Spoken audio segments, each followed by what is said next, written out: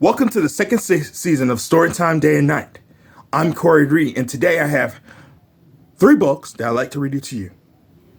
One is new, 2 are new, and 3 new books, newest book. They are Carnivores, written by Reynolds, illustrated by Dan Santat. Chicks Don't Eat Candy by Kelly Tills, and No David by David Shannon. Now, the first book I have been read is all about predators like to eat meat, and that's what they call carnivores.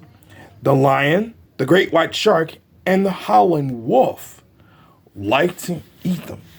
And I just cannot wait to read it to you. So, let's get started. Carnivores by Aaron Reynolds, illustrated by Dan Santat.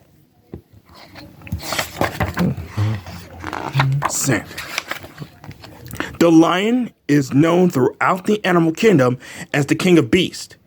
The great white shark is the most feared predator in the oceans. And the timber wolf's howl strikes terror and into the hearts of fuzzy woolen creatures everywhere. But even savage carnivores get their feelings hurt. The lion tries to ignore it when the gazelles whisper behind his back. He pretends not to see zebras looking down their noses at him. The wildebeest called him Bad Kitty just because he's eaten half the neighborhood. It hurts. It really does. The great white shark, he gets such a bad rap. All those shark movies don't help. Everyone talks about his leading frenzies, but he's simply a fast eater. Nobody understands. And the timber wolf almost never eats little girls. That Little Red Riding Hood story is very misleading. The bunny rabbits always said, "Quick sneaking up on me." But he's not sneaking. He's merely a very quiet walker with vicious fangs and scary eyes. He can't help it. So it was just a matter of time before the lion, the great white shark, and the timber wolf starting hanging out, because even carnivores need to share their feelings. At their first get together, the timber wolf came up with an idea might solve everything. We'll go vegetarian. The lion tried to enjoy his salad, but leaves and bark kept getting stuck in his razor-sharp teeth. The great white shark ate nothing but seaweed for a whole day, but it left a horrible cappy aftertaste in his mouth.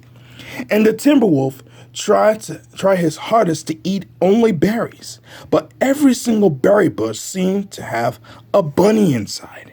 They realized that becoming vegetarians was a silly idea in the first place. Before long, the great white shark came up with a fabulous new idea. New outfits will blend right in. At first, the lion's antelope disguise worked out terrific. Everyone treated him so nicely. But when the antelope smelled his zebra breath, it was all over. The great white shark blended right in the dolphins. Nobody suspected of being bloodthirsty at all until all the dolphins disappeared. And the timber wolf kept drooling on all the other bunnies. The disguise idea was a dud, which was very frustrating, which made them all hungrier than ever.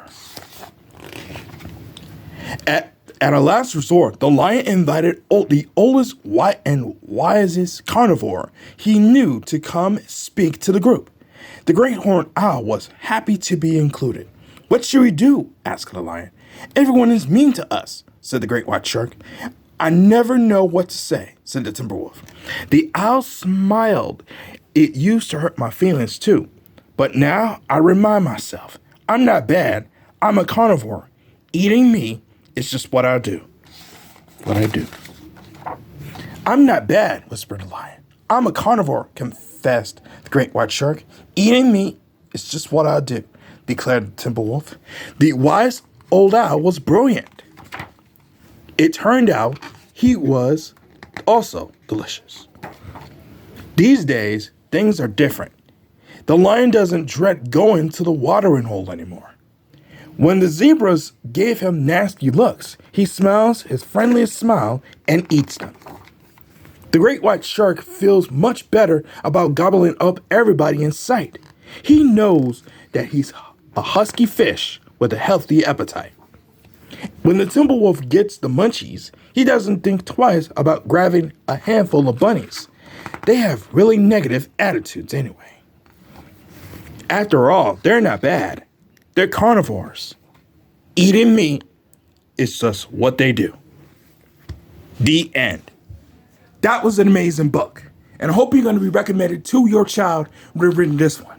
And this is only the beginning. And when we come back, I'd like to read the second book, Chicks Don't Eat Candy, and later, a recap for the Today Show, when the second season of Storytime Day and Night continues.